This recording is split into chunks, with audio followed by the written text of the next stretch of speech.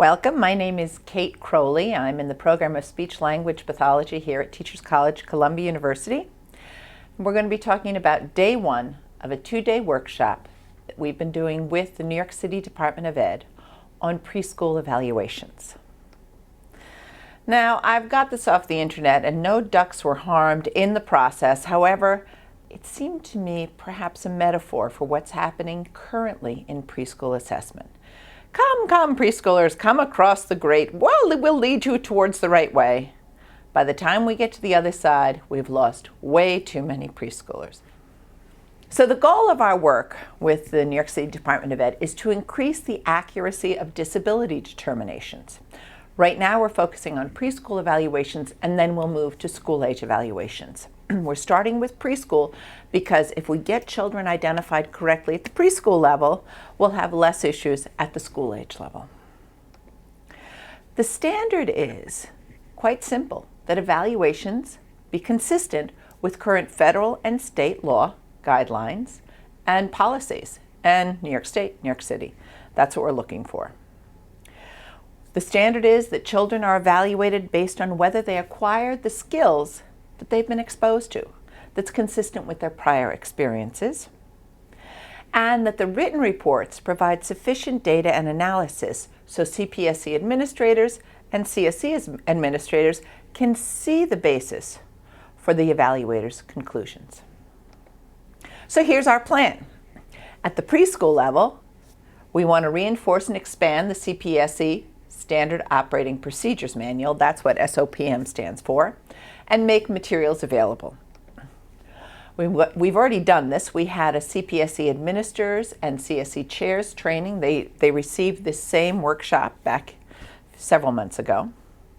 And now we're disseminating this standard to evaluators, to evaluation sites, to preschool administrators throughout New York City. After we finish with the preschool CPSC, SOPM, and the trainings and have the movement, the tide shifting, we'll move to the CSEs, the school age evaluations.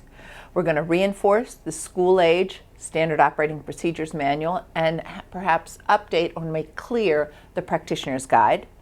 We're going to train the CSE administrators, and then we're going to disseminate the standard to evaluators.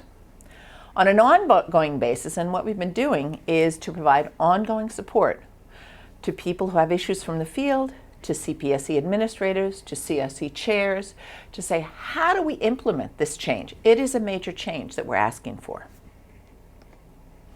So the focus of this workshop is to increase the accuracy of disability determinations. Day one, where we are today, is really to look at what's the current law, regulations, policies and guidelines from the feds, from New York State Education Department, and from the New York City Department of Ed.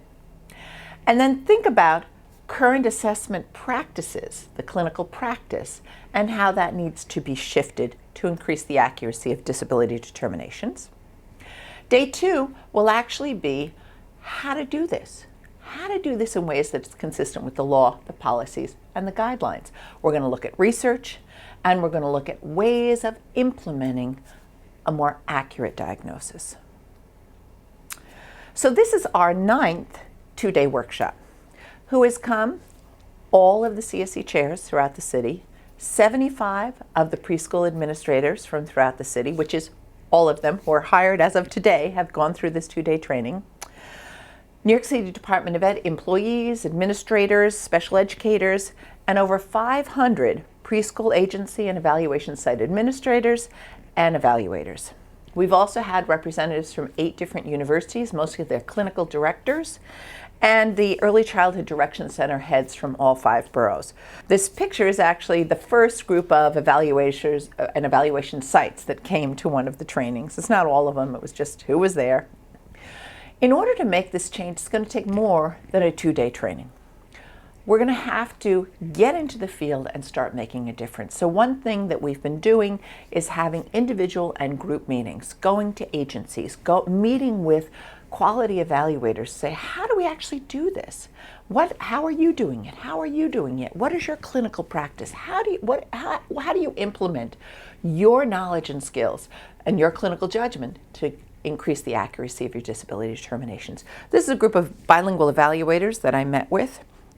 We've also gone to CPSC review meetings, and this is one where we go through and we say, what do the evaluations say? And what kinds of information do we need that we're not getting? And do we need to get it now before we make the determination on the child? Or is there enough information to make some kind of a determination, perhaps giving feedback to the agency or the evaluator for upcoming evaluations to help them be more accurate? We've also responded to questions from the field. A CSE chair said, in this case I'm sending you, the CPSE administrator didn't recommend services. Mother and his private speech therapist are in disagreement. Please review the attached evaluations and give us your feedback. I was reading a report and had to stop when I came across this statement. This PLS 4, English edition and supplemented in Spanish. Would you mind giving me your thoughts? Are administrators still only relying on a 25% delay in 2 domains and a 33% delay in 1 domain as the criteria for eligibility? According to my agency, I need to amend one of my evaluations. One item that was requested was holograms of the child's cognitive skills. Will you please tell me what is a hologram? So those are the kinds of questions that we've been getting from the field. In addition, we've been working together on having meetings and discussions and reviews, ongoing evaluation and planning on this process with Jen McDonald, Executive Director of CSEs, CPSCs, and many other things in the New York City Department of Ed, Ana Angelica Infante, Executive Director of ELLs in the New York City Department of Ed, and their managers, Deputy Executive Directors. Regular ongoing feedback.